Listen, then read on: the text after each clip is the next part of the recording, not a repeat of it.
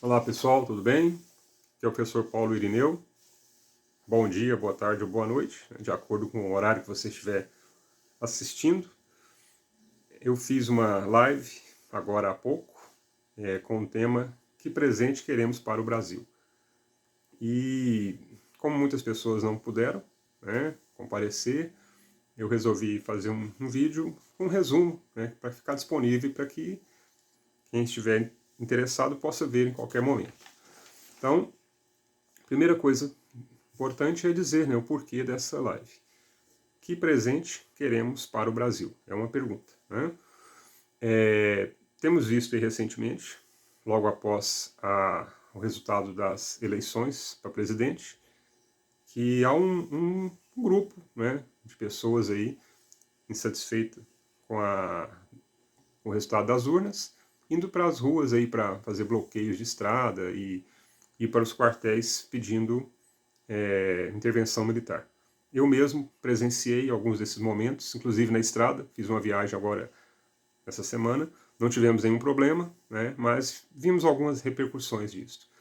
O primeiro ponto é deixar assim bem claro que esse movimento ele não tem amparo nenhum, respaldo nenhum, nem legal, nem mesmo nas instituições que poderiam dizer assim, entre aspas, interessadas, ou seja, as pessoas estão pedindo intervenção militar na frente do quartel, mas as Forças Armadas não estão pensando dessa forma, não existe nenhuma intenção em respaldar esse movimento. E nem mesmo os movimentos, essas manifestações aí nas estradas também não tem respaldo nenhum. São movimentos antidemocráticos que contestam uma decisão democrática nas urnas. Posto isto, então o objetivo da live, desse vídeo, é falar sobre essa questão.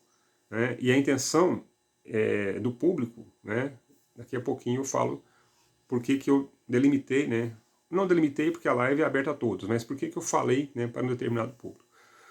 Primeiro ponto é isso, porque houve uma fala de 2 minutos em rede nacional e nessa fala também houve mentiras.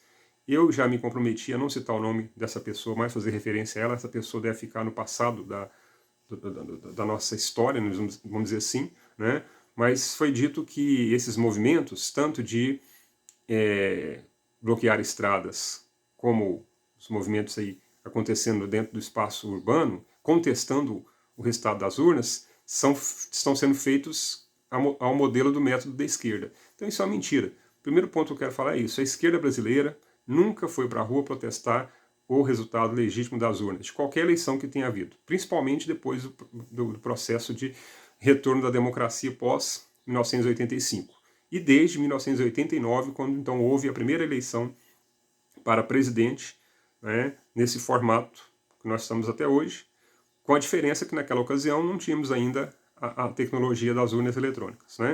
Então, posto mais esse ponto, ou seja, esses protestos eles são ilegítimos, eles não têm respaldo e eles não são feitos ao molde do que faz a esquerda. Repito, a esquerda no Brasil nunca foi para as ruas protestar o resultado de uma eleição. Que isso fique bem claro.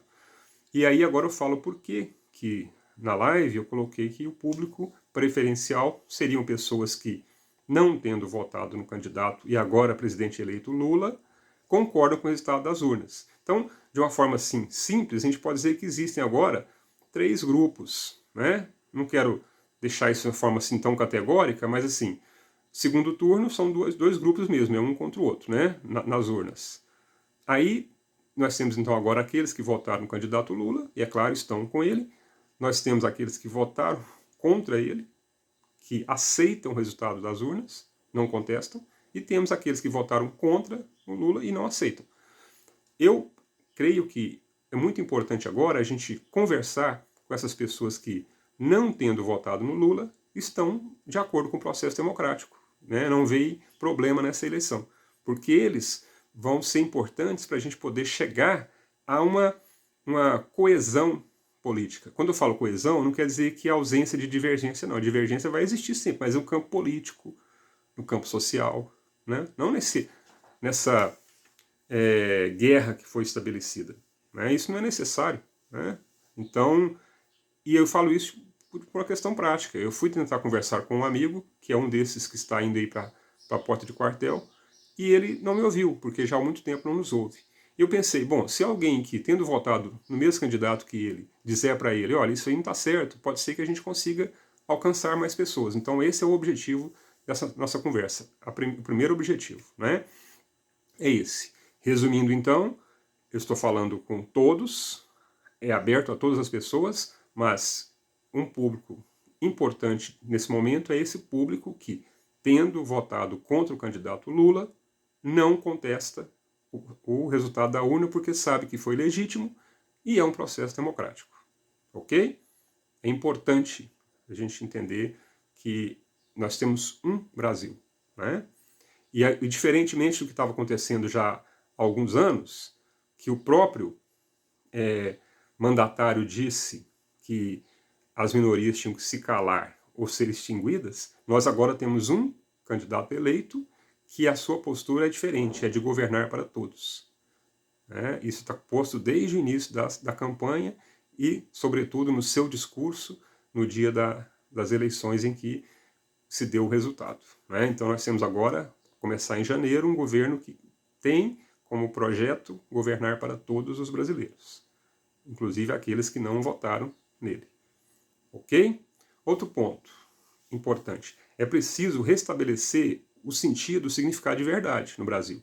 Eu não estou falando de uma verdade absoluta, não estou falando de coisas transcendentais, transcendentes, metafísicas. Eu estou falando da verdade cotidiana. Por quê? Porque nós estamos vivendo agora há um período de uma agressão à verdade. Mentiras ditas e sendo repetidas.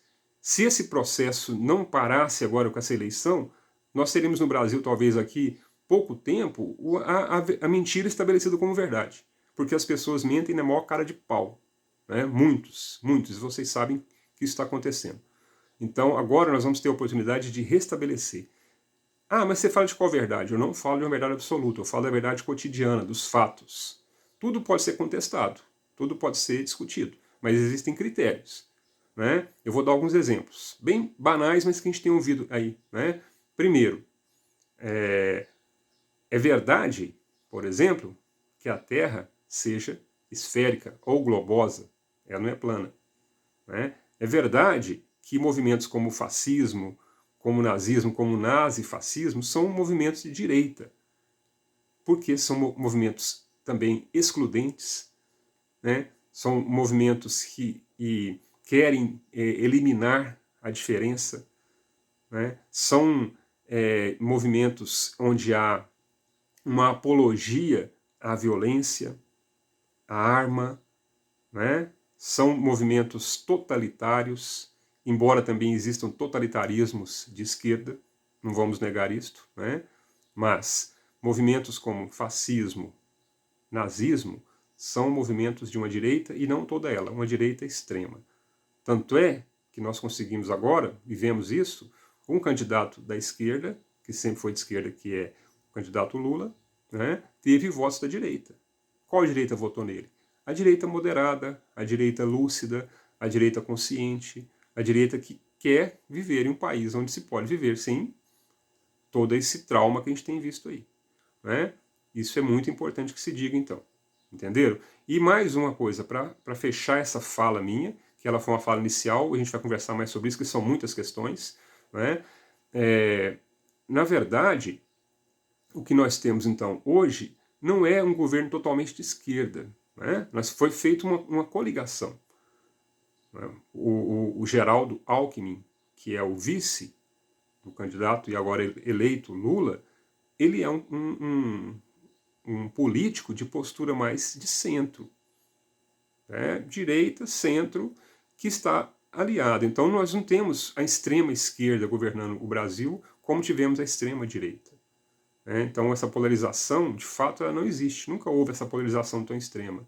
O que houve foi um grupo que interessava a ele que houvesse essa ideia de polarização, porque é um grupo violento, agressivo, que não aceita a derrota, né? Que agora perdeu. E agora a gente vai ter a possibilidade de começar um novo momento. Resumindo, então, os aspectos que foram falados, né? Nós precisamos, então, agora de um recomeço.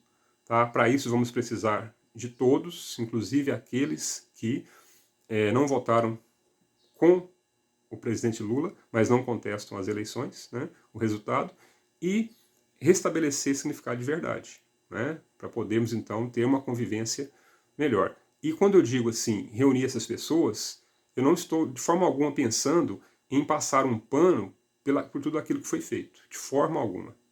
Tudo aquilo que foi feito, por exemplo, as agressões às pessoas, às minorias, o desrespeito à saúde pública, o incentivo ao armamento, a responsabilidade pelas mortes que aconteceram no Brasil devido ao mau comportamento de instâncias governamentais durante a pandemia, tudo isso tem que ser responsabilizado, né? Não por nós, por mim, por você, mas sim pela justiça, né? Pelos mecanismos que existem. Então, quando eu falo até mesmo a palavra pacificação ou a palavra unificar, ela tem que ser entendida dessa forma. Não quer dizer esquecer as responsabilidades, não. Elas têm que ser apuradas. São duas coisas diferentes.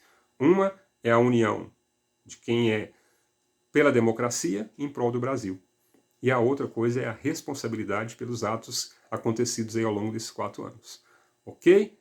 É isto. Eu sou o professor Paulo Irineu e nós estamos aí juntos. Tá? Então, esse foi um extrato, um resumo do que foi a nossa live. Vai ficar à disposição para que vocês possam ouvir, comentar, criticar, se for o caso. Né? Podem comentar aí como quiserem. E eu espero que a gente possa fazer outras conversas como esta. Muito obrigado. Grande abraço a todos e a todas.